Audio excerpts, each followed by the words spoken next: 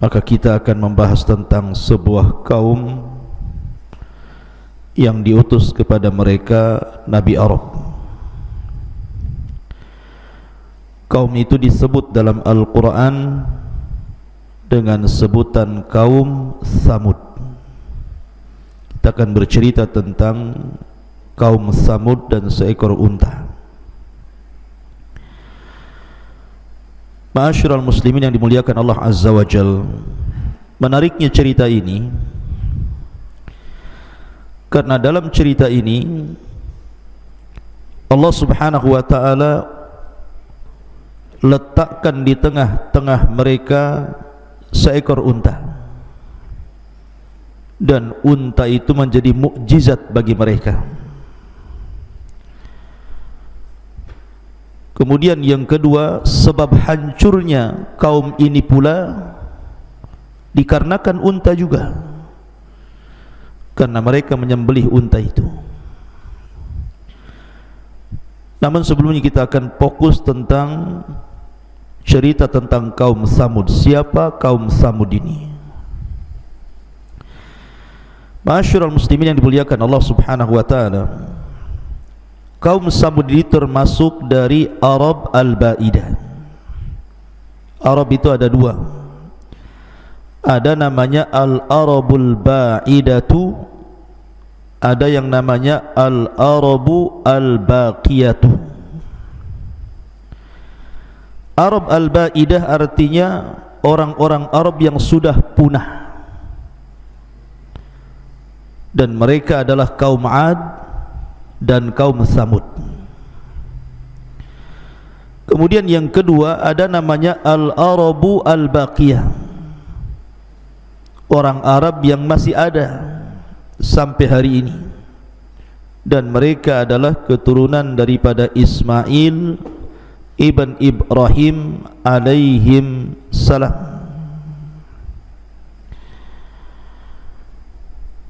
Taib.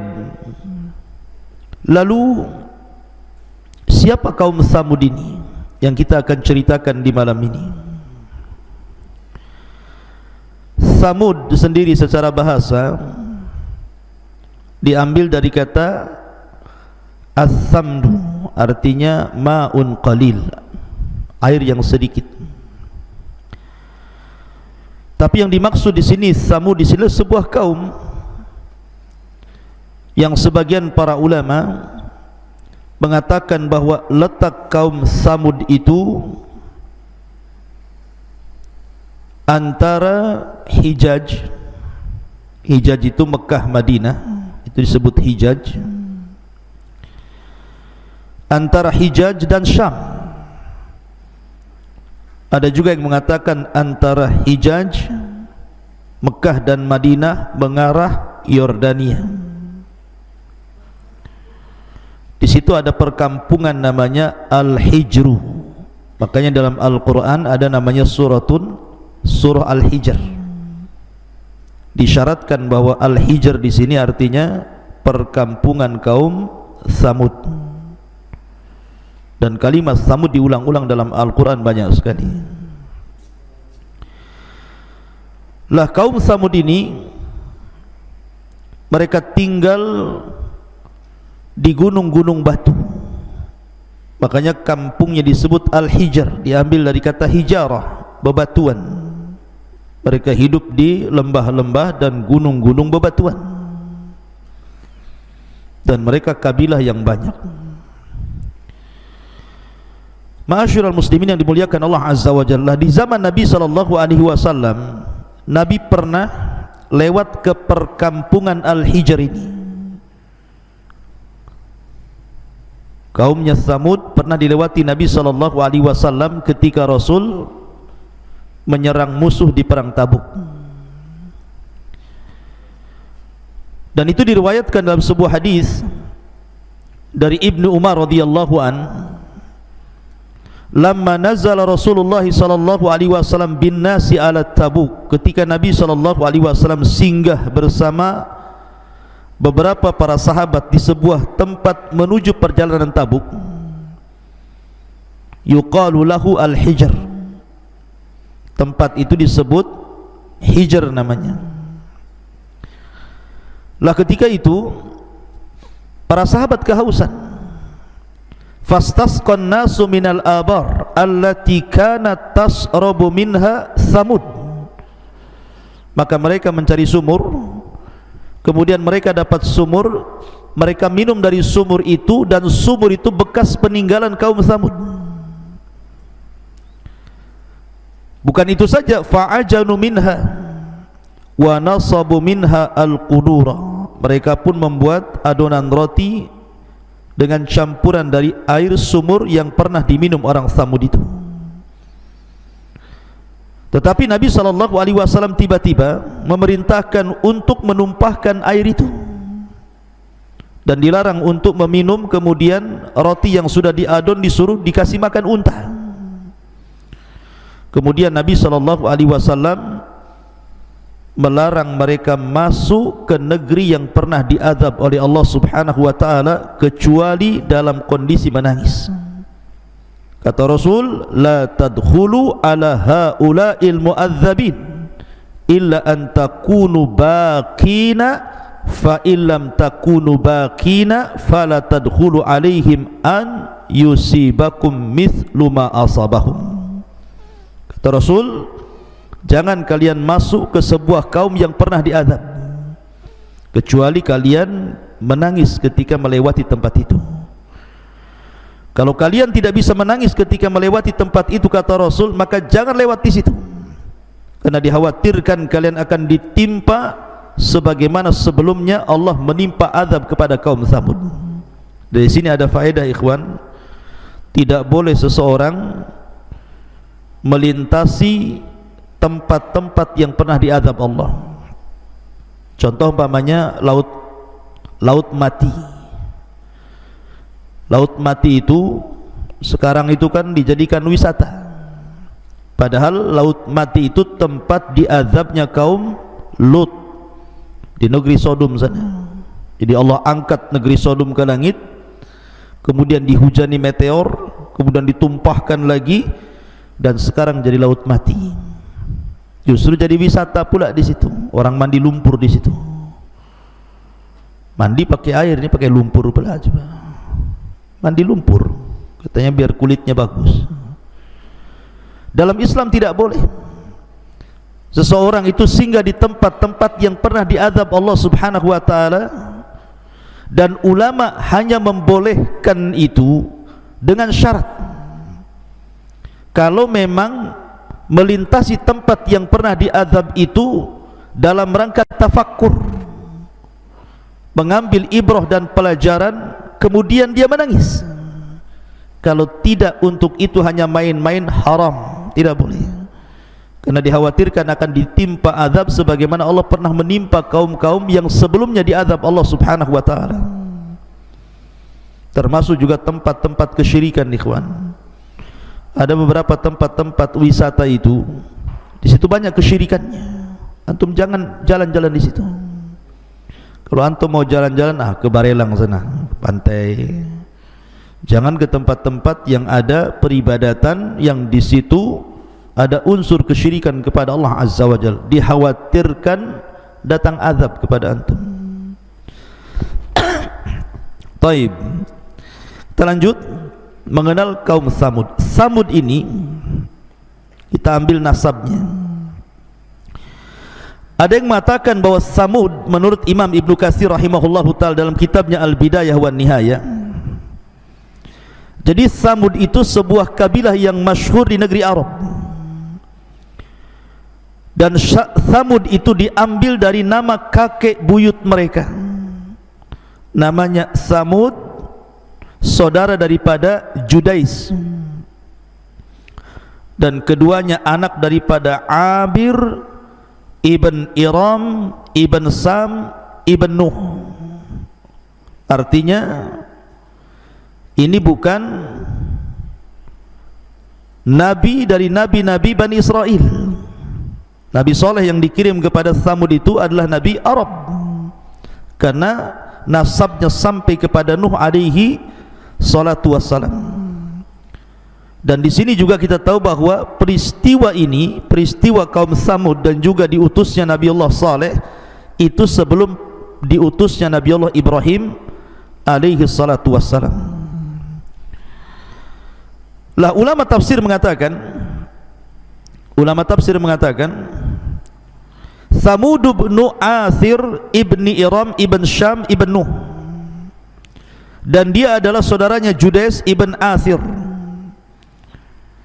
dan mereka adalah kabilah Arab, dan peristiwanya sebelum Ibrahim alaihi salatu wassalam. Wa kanat Tsamudu ba'da Adin, dan Tsamud itu datang setelah kaum Ad. Jadi Ad dulu baru Tsamud gitu ya. Dan ada yang mengatakan bahwa Tsamud itu Ad kedua. Ada Adanil ula, diutus kepada mereka Hud, dan ada Ad yang kedua, diutus kepada mereka Nabi Allah Saleh alaihi salatu wassalam. Ma'asyiral muslimin yang dimuliakan Allah subhanahu wa ta'ala, kaum Tsamud ini subhanallah, Allah berikan banyak nikmat ikhwan. Bahkan nikmat itu diingatkan di dalam Al-Quran, dialog bagaimana Nabi Saleh mengingatkan kaum Tsamud itu dengan nikmat yang begitu banyak. Perhatikan dalam surat Asy-Syu'ara, Allah subhanahu wa ta'ala berfirman, atutrakuna fi ma hahuna aminin, adakah kamu akan dibiarkan tinggal di negeri kamu ini dengan aman? Fi jannati wa uyun, di dalamnya kebun-kebun serta mata air, wa zuru'in wa nakhlin tal'uha hadhim, dan tanaman-tanaman dan pohon-pohon kurma yang mayang-mayangnya sangat lembut. Wa tanhituna minal jibali buyutan farihin, dan kamu pahat sebagian dari gunung-gunung itu dijadikan rumah-rumah dengan sangat rajinnya. Fattaqullaha wa atiun, maka bertakwalah kepada Allah dan taatilah diriku. Ikhwan, kalau saya ringkas kenikmatan kaum Tsamud itu ada 7. Pertama, kaum Tsamud itu menguasai ekonomi di zaman itu. Ketika ekonomi kuat, maka sebuah negeri akan kuat, bahkan bisa menjajah negeri-negeri yang lain dengan ekonomi. Yang kedua, kaum Tsamud itu diberikan usia panjang. Ya, karena orang dulu itu usianya panjang-panjang.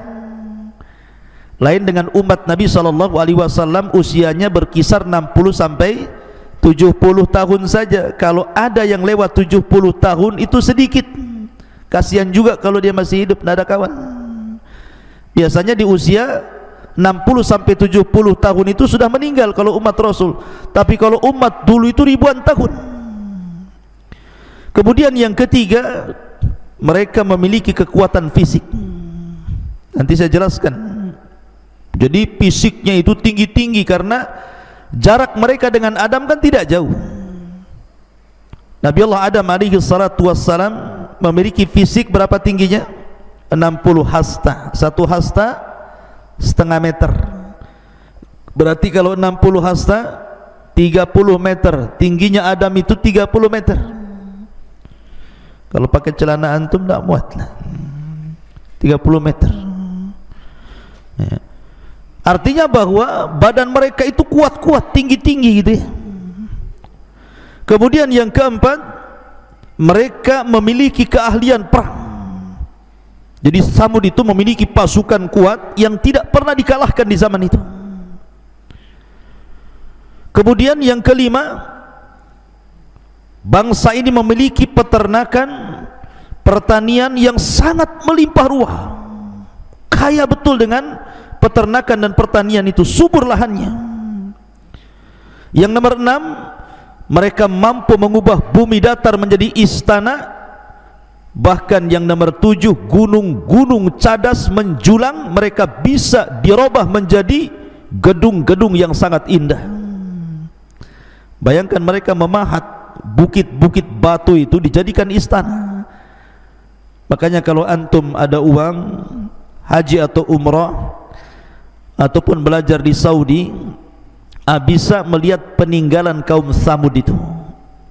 Bagaimana bisa mereka memahat gunung batu dengan seni yang sangat tinggi luar biasa di zaman itu loh ya, yang belum lengkap peralatannya semacam hari ini gitu ya, tapi mereka sanggup kemudian membuat istana-istana, gunung-gunung menjulang disulap menjadi rumah-rumah indah, tetapi bukan untuk ditempati, hanya untuk rumah singgah saja, hanya untuk main-main saja. Makanya Allah Subhanahu wa taala mengingatkan itu tadi dalam ayat yang saya baca tadi, bagaimana kaum Tsamud itu di atas nikmat yang luar biasa. Ma'asyiral muslimin yang dimuliakan Allah Subhanahu wa taala, lah kelebihan kaum Tsamud ini yang sangat menonjol, yang banyak dijelaskan dalam Al-Quran adalah kekuatan fisik dan strategis perang yang luar biasa, sehingga mereka tidak pernah terkalahkan pasukannya. Perhatikan dalam Al-Quran, Allah mengatakan dalam surah Al-A'raf ayat 69, awa ajibtum an ja'akum dzikrum mir rabbikum ala rajulim minkum liyungdirakum wadhkuru ijja'alakum khulafa mim ba'di qaumi nuhin wa zadakum fil khalqi bastah fadhkuru ala Allah la'allakum tuflihun. Dan herankah kamu bahwa ada peringatan yang datang dari Tuhanmu melalui seorang laki-laki dari kalangan kamu untuk memberikan peringatan kepadamu. Ingatlah ketika dia menjadikan kamu sebagian khalifah-khalifah setelah kaum Nuh, dan dia lebihkan kamu dengan kekuatan tubuh dan perawakan. Dalam tafsir Ibnu Katsir ada yang mentafsirkan kekuatan perang yang luar biasa. Maka ingatlah akan nikmat-nikmat Allah agar kamu beruntung di hadapan Allah. Bahkan Allah juga mengatakan dalam surah wa thamud alladzi jabus sakhra bil wad, surah apa itu? Al-Fajr. Dan terhadap kaum Tsamud yang memotong-motong batu besar di lembah-lembah gitu, saking kuatnya mereka. Jadi kelebihan yang luar biasa gitu ya. Makanya kekuatan dan kekuasaan kaum Tsamud itu bertahan karena memiliki pasukan yang sangat kuat di zaman itu, luar biasa. Dan itu nikmat yang harusnya disyukuri. Ma'asyiral muslimin yang dimuliakan Allah Azza wa Jalla, lah kaum ini, kaum Tsamud ini diutus kepada mereka seorang nabi namanya Saleh.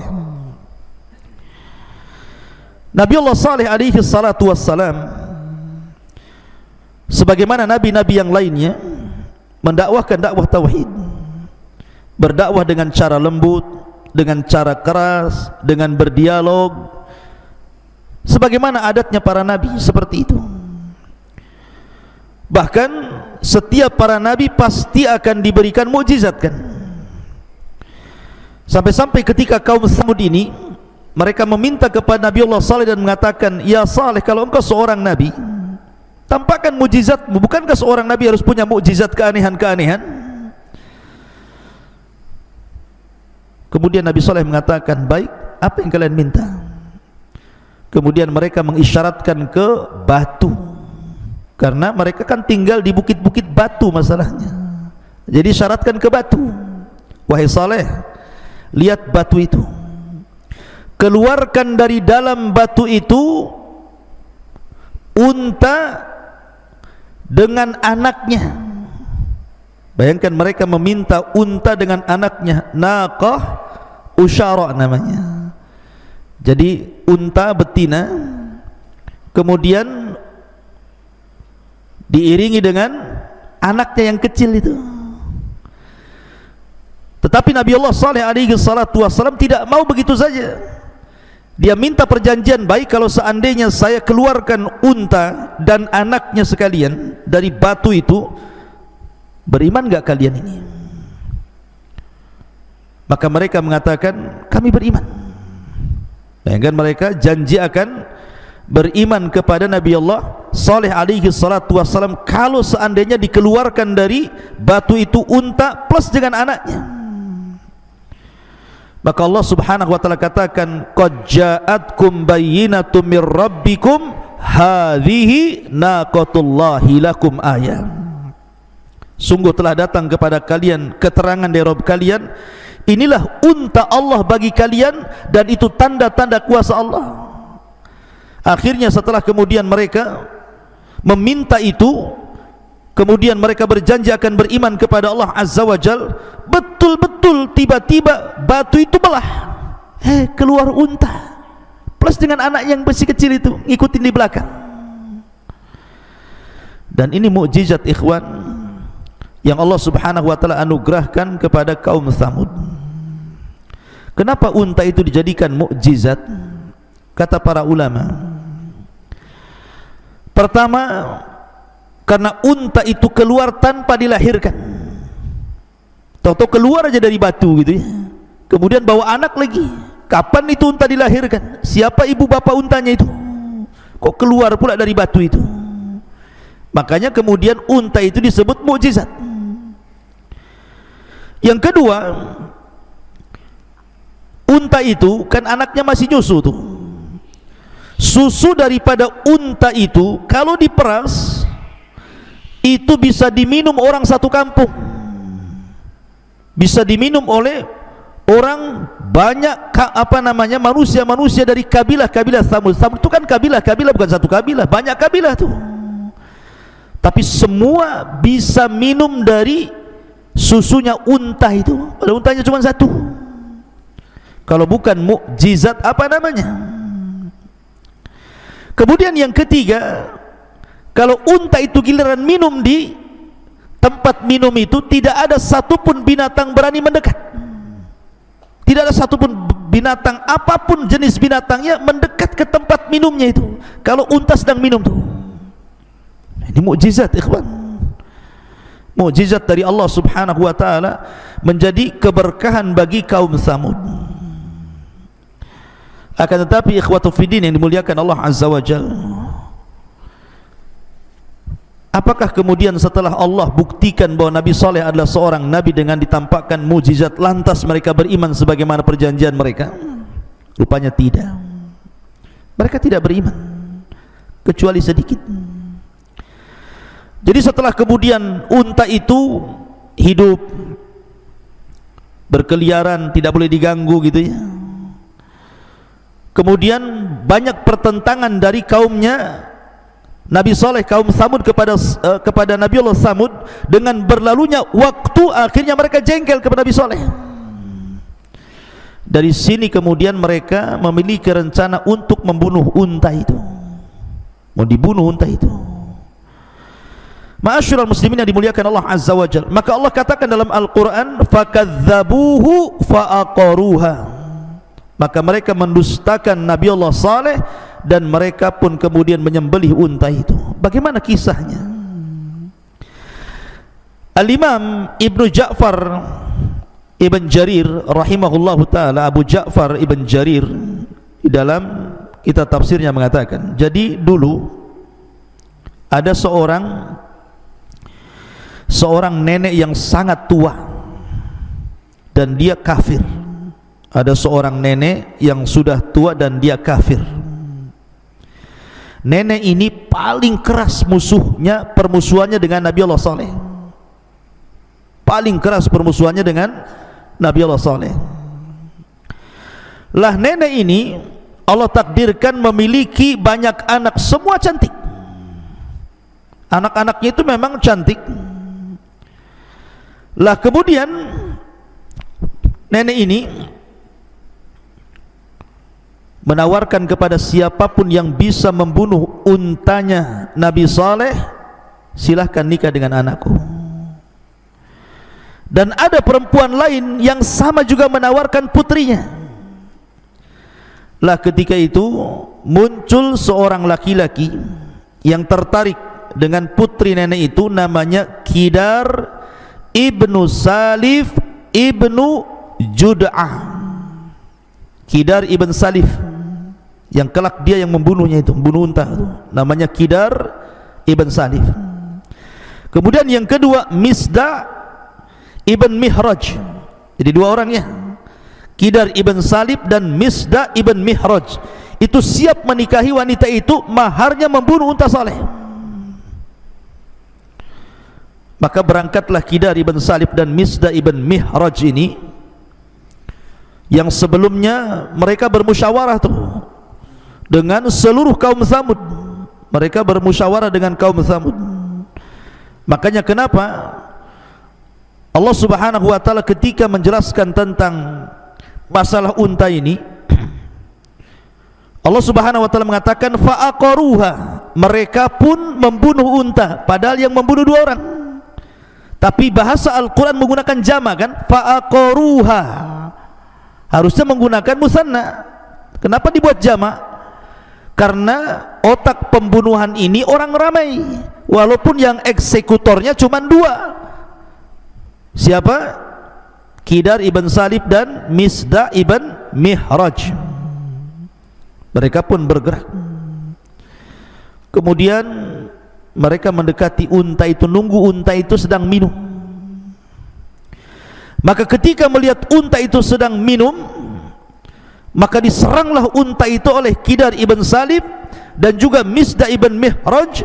Akhirnya mereka berhasil membunuh unta itu, mengulitinya, kemudian membagi-bagi dagingnya. Anak unta ini melihat, anaknya melihat. Ketika anak itu melihat bahwa induknya, ibunya sudah meninggal gitu ya, sudah mati, akhirnya dia lari ke atas bukit. Subhanallah, tiba-tiba anak unta ini bisa bicara. Di atas gunung dia mengatakan, ya Rabb, aina ummi ya Rabb, wahai Rabb, di mana ibuku, di mana ibuku. 3 kali dia berteriak, kemudian dia masuk ke dalam batu, kemudian hilang tanpa berhasil ditemukan. Ada yang mengatakan, sebagian pendapat, bahwa ketika membahas tentang akhir zaman, saya pernah menjelaskan kepada antum bahwa di akhir zaman itu ada binatang yang muncul dari perut bumi dan bisa bicara. Dabatul ar, tugasnya menstempel orang mukmin kafir, mukmin kafir. Ada yang mengatakan bahwa dabatun minal ar itu adalah anak untanya Nabi Saleh, itu anak unta dari mukjizat Nabi Saleh yang kelak akan keluar di akhir zaman. Itulah dabatun minal ar. Walaupun pendapat ini lemah, ini saya mengatakan ada pendapat seperti itu ya. Karena unta ini masuk kemudian tidak keluar lagi sampai hari ini ya. Ma'asyiral muslimin yang dimuliakan Allah Azza wa Jalla, ketika Nabi Allah Saleh melihat bahwa untanya mati gitu ya, dan itu merupakan mukjizat yang Allah Subhanahu wa taala anugerahkan kepada Nabi Allah Saleh, Nabi Saleh pun menangis. Kemudian Nabi Saleh alaihi salatu wassalam setelah menangis kemudian mengatakan, tamatta'u fi darikum thalathata ayyam, silahkan kalian bersenang-senang di rumah kalian 3 hari saja. Selepas 3 hari ini kalian akan diazab Allah. Ketika Nabi Allah Saleh memberikan ancaman, mereka tidak takut. Dikiranya ancaman Nabi Allah Saleh itu main-main. Ketika Nabi Saleh mengatakan, tamatta'u fi darikum thalathata ayyam, silahkan bersenang-senang kalian 3 hari di rumah kalian, akan datang azab kepada kalian, mereka tenang-tenang saja. Mereka tidak menganggap bahwa itu ancaman. Mereka menganggap itu main-main Nabi Saleh saja. Ketika kemudian mereka mendengar kata-kata itu, justru mereka marah. Ketika marah itulah maka mereka sepakat untuk membunuh Nabi Allah Saleh. Bukan hanya membunuh unta, mau dibunuh juga nabinya. Subhanallah ya. Ma'asyiral muslimin yang dimuliakan Allah Azza wa Jalla, maka kejadian itu terjadi di hari Rabu. Kejadian pembunuhan unta itu terjadi di hari Rabu. Kan Nabi Allah Saleh mengatakan 3 hari, berarti Kamis, Jumat, Sabtu. Setelah kemudian lewat hari Rabu, masuk hari Kamis. Apa yang terjadi di hari Kamis? Maka Allah Subhanahu wa taala jelaskan di dalam Al-Quran bagaimana azab mereka ketika datang di hari Kamis, dan itu hari yang pertama dari ancaman Nabi Allah Saleh. wujuhuhum musfiratun, wajah-wajah mereka semua menguning, semua menguning, persis seperti yang diancamkan Nabi Allah Saleh kepada mereka. Kemudian masuk ke hari Jumat, hari kedua, tiba-tiba kemudian wujuhuhum muhammiratun, wajah mereka menjadi merah. Kemudian masuk di hari ketiga, hari Sabtu, apa yang terjadi? Wujuhuhum muswadda, wajah-wajah mereka sudah hitam seperti terbakar. Kamis wajah mereka menguning, Jumat wajah mereka memerah, Sabtu wajah mereka sudah hitam kelam. Subhanallah. Kemudian mereka pun tidak memiliki tenaga. Mereka baru yakin ancaman Saleh, mereka sudah yakin ini pasti mati. Makanya sebagian mereka sudah menggali kuburan mereka, sudah mempersiapkan kain kafannya masing-masing. Lah ketika itulah Allah Subhanahu wa taala utus Jibril alaihi salatu wassalam untuk mendatangi kaum Tsamud. Kemudian Allah Subhanahu wa taala perintahkan Jibril berteriak satu kali teriakan, sayhatan wahidah, satu kali teriakan. Tapi satu teriakan Jibril itu menyelenyapkan seluruh nyawa-nyawa orang-orang Tsamud. Nyawa mereka melesat dari badan-badan mereka karena satu teriakan Jibril, sehingga Allah katakan mereka di dalam rumah mereka menjadi bangkai-bangkai, fi darihim jathimin.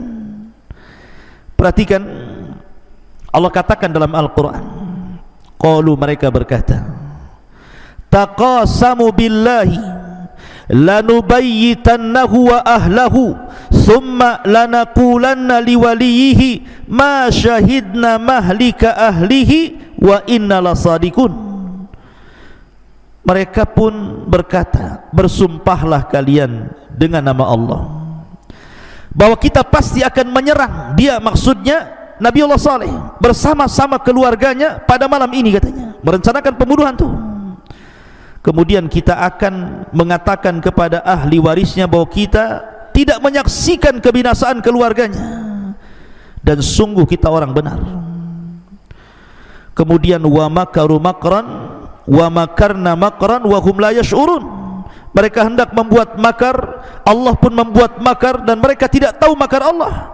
Fangduru kaifa kana akibatu makrihim, maka lihatlah bagaimana akibat makar mereka. Anna dammarnahum wa qaumahum ajmain, kami hancurkan mereka dan kaum mereka semuanya.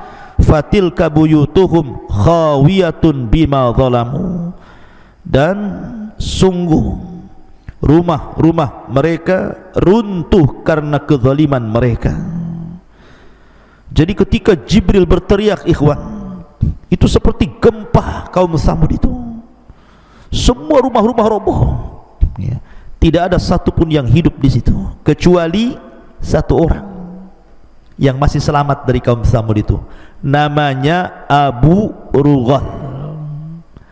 Abu Rughal itu satu-satunya kaum Tsamud yang masih hidup, namanya Abu Rughal. Kenapa dia tidak terkena azab? Karena ketika itu dia sedang safar ke haram. Dia tidak tahu kalau kaumnya sedang diazab, ya. Kemudian dia pulang, rupanya di tengah jalan Allah timpakan batu dari langit, persis kena kepalanya, mati juga dia. Dari sini menunjukkan bahwa Tsamud itu kaum Al-Arabul Ba'idah, Arab yang sudah tidak tersisa, karena satu-satunya orang selamat namanya Abu Rughal juga, rupanya Allah azab mati juga, ya. Sehingga tidak ada lagi keturunannya kaum Tsamud ini.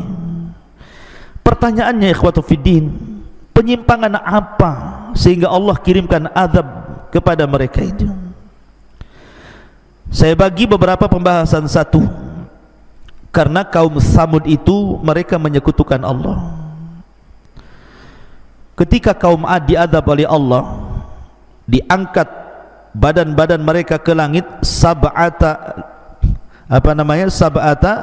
layalin wa thamaniyata ayyam. 7 malam dan 8 hari mereka diputar-putar di langit, kemudian dijatuhkan seperti tunggul-tunggul kurma, jadi kepalanya nancap di bumi. Itu kaum Ad tuh. Sehingga setelah kehancuran kaum Ad, tidak tersisa kecuali orang-orang yang beriman yang mengikuti Nabi Allah Ad, Nabi Allah Hud alaihi salatu wassalam, yang keluar dari negeri Ad itu. Lah, orang-orang yang mengikuti Nabi Hud, mereka masih beriman. Tetapi kemudian setelah Nabi Hud meninggal dunia, kemudian beralih generasi, mulailah mereka meninggalkan tauhid dan menyekutukan Allah, menyembah berhala. Dari situlah Allah utus kepada mereka Nabi Saleh kepada kaum itu. Jadi yang pertama gara-gara mereka menyekutukan Allah. Yang kedua, at-takdzib bir rusul, mereka mendustakan Rasul. Makanya mereka mengatakan di hadapan Nabi Allah Saleh, qalu ya Saleh qad kunta fina marjuwan qabla hadha. Sebenarnya ikhwan, Nabi Saleh itu adalah orang yang diharapkan oleh kaum Samud itu menjadi pemimpin mereka. Makanya bahasa Quran perhatikan, wa ila Samud akhahum Saleh, kan begitu ya. Dan kepada kaum Samud diutus saudara mereka. Kenapa bahasanya saudara mereka? Coba, yakni Nabi Allah Saleh. Kalimat akhahum, saudara mereka, menunjukkan bahwa Nabi Saleh itu bukan orang asing di kaum Samud. Nabi Saleh itu terdidik dari kecil di tengah-tengah kaum Samud. Mereka tahu akhlaknya, mereka tahu kebaikannya, mereka tahu sopan santunnya, mereka tahu ucapannya, sehingga mereka menggadang-gadangkan, wah ini Nabi Saleh ini sebelum jadi Nabi, ini Saleh ini kalau sudah besar akan jadi pemimpin kita. Jadi kaum Samud mengharap kepada Nabi Allah Saleh itu sebelum jadi Nabi untuk menjadi pemimpin mereka. Artinya tidak mungkin kaum Samud meminta Nabi Saleh untuk menjadi pemimpin mereka sebelum diangkat jadi Nabi dan Rasul kalau dia bukan orang baik. Tetapi setelah diangkat jadi Nabi, kemudian mendakwahkan tauhid, apa yang terjadi? Allah katakan, hadza min qabli hadza atanhana, apakah engkau akan melarang kami an na'budu ma ya'budu abauna, apa yang sudah disembah nenek moyang kami kau larang. Ini bahaya orang-orang yang taklid buta kepada nenek moyang itu. Maka Islam itu agama Al-Quran dan Sunnah, bukan agama keturunan. Jangan disandarkan agama Islam ini kepada ajaran moyang, nggak boleh. Ini kan tradisi adat istiadat moyang kita, masa dihapus? Ya kalau sudah mencampur adukan adat dan agama, tidak bisa. Adat itu bisa dipakai kalau tidak bertentangan, kalau bertentangan tidak boleh. Karena banyak adat-adat yang dinasabkan ke dalam Islam kan. Contoh umpamanya, dulu saya masih kecil, kalau ada orang hamil 7 bulan, ada hamil orang 7 bulan itu biasanya akan dibuatkan kenduri. Gak tahu zaman sekarang masih ada nggak orang hamil 7 bulan dibuat kenduri. Kendurinya apa? Kendurinya itu biasanya dibuatkan janur kuning. Tahu janur kuning? Kemudian yang kedua dikasih apel. Apel itu ditusuk-tusuk ya, kemudian dikasih janur kuning gitu ya. Kemudian dikasih kelapa muda. Kelapa muda ini digambar satu tokoh pewayangan namanya Arjuna. Jadi rupanya ada filosofinya di situ. Kenapa kemudian dalam kenduri 7 bulanan itu harus ada janur kuning, harus ada apel, harus ada kelapa muda yang digambar wayang Arjuna? Katanya biar bayinya kalau lahir kulitnya kuning tidak hitam, matanya seperti anggur cerah, kemudian wajahnya kayak Arjuna. Katanya Arjuna itu tampan. Kata siapa? Kalau antum tahu wayang golek, tahu wayang golek? Di Jawa Barat ada namanya wayang golek tuh. Tengok itu wayang golek itu, Arjuna ya kayak gitulah, dari kayu. Kalau orang Jawa selain Jawa Barat itu wayangnya tipis, pakai kulit. Kalau Allah takdirkan seperti Arjuna, nanti keluar kayu tuh, atau bayinya tipis kayak fotokopi kan itu. Semana pula coba, emangnya tahu Arjuna itu seperti apa? Jadi ikhwatu fillah muliakan Allah, masih ada kan tradisi itu bukan dari Islam. Itu kan cerita Mahabharata sana, bukan dari Islam, itu dari Hindu. Nggak ada kaitan dengan ajaran Islam. Jangan dimasukkan ajaran non di luar Islam ke dalam Islam. Tradisi-tradisi, tapi jangan yang bertentangan, maksudnya begitu. Lah orang-orang kaum Tsamud ini, mereka masih memegang agama moyang mereka. Makanya inilah yang kemudian menjadikan hidayah tidak masuk. Atanhana an na'budu ma ya'budu abuna. Kau mau melarang kami wahai Saleh apa yang sudah kami sembah sejak lama dan moyang-moyang kami menyembahnya. Kufur dengan nabinya, menentang nabinya. Kemudian yang ketiga, qatlun naqah. Mereka membunuh unta yang tadi sudah saya ceritakan. Dan itu penyebab terbesar kenapa mereka sampai diazab. Karena mereka membunuh unta. Unta itu unta mulia, makanya Allah Subhanahu wa taala mengidhafahkan kepada dirinya naqatullah, baitullah, sesuatu yang diidhafahkan kepada Allah mulia tuh. Disembelih pula. Kemudian yang keempat, az-zulmu, kezaliman. Mereka suka melakukan kezaliman, makanya Allah mengatakan fatilka buyutuhum khawiyatan bima zalamu. Maka lihat rumah-rumah mereka roboh karena kezaliman mereka. Mereka suka berbuat zalim. Yang nomor 5, tughyan wal fasad. Mereka tughyan, melampaui batas, karena diberikan nikmat yang begitu banyak, kekayaan yang melimpah, akhirnya mereka sombong. Dan mereka punya kekuatan bisa memahat-mahat gunung, membuat istana di gunung-gunung, membuat bangunan indah di bumi-bumi datar, dan itu untuk mainan mereka saja, hanya kesombongan mereka saja. Kemudian yang nomor 6, mereka suka bermegah-megah dan tidak pernah mensyukuri nikmat Allah Subhanahu wa taala. Kemudian juga yang nomor 7, nomor 8, mereka taklid. Tadi saya sudah jelaskan taklid dengan moyang-moyang mereka dan tidak mau mengikuti ajaran Nabi Allah Saleh. Kemudian yang lebih parah, mereka minta menyegerakan azab. Mereka mengatakan, "Hai Saleh, kalau engkau memang ngancam-ngancam kami bahwa akan turun azab, segerakan azabnya," katanya. Oh ya, berani enggak? Makanya kemudian Allah Subhanahu wa taala katakan, bagaimana Nabi Saleh mengingatkan mereka, "Ya qaumi lima tasta'jiluna bis-sayyi'ati qabla al-hasanat."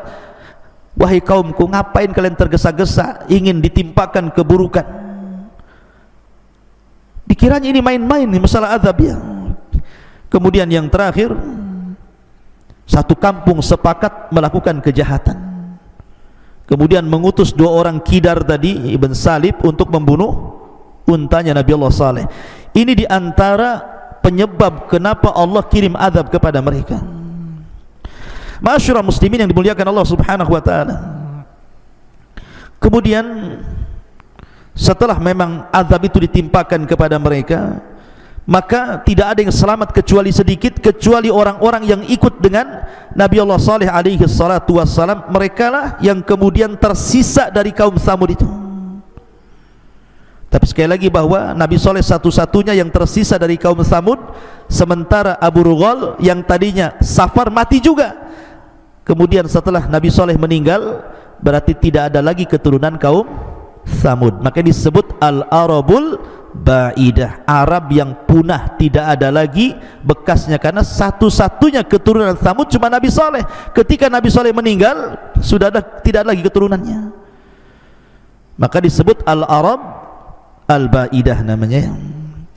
Ma'asyiral muslimin yang dimuliakan Allah Subhanahu wa taala. Intinya bahwa pelajaran besar dari kisah kaum Tsamud ini, bahwa sekuat apapun manusia tetap lemah di hadapan Allah Subhanahu wa taala. Jangan sombong. Sehebat apapun manusia tetap kecil di hadapan Allah. Sekaya apapun manusia tetap miskin di hadapan Allah. Maka jangan pernah sombong, karena kesombongan itu salah satu perantara datangnya azab Allah Subhanahu wa taala. Wallahu alam. Ini diantara kisah tentang kaum Tsamud dan seekor unta mukjizat Nabi Allah Saleh alaihi salatu wassalam.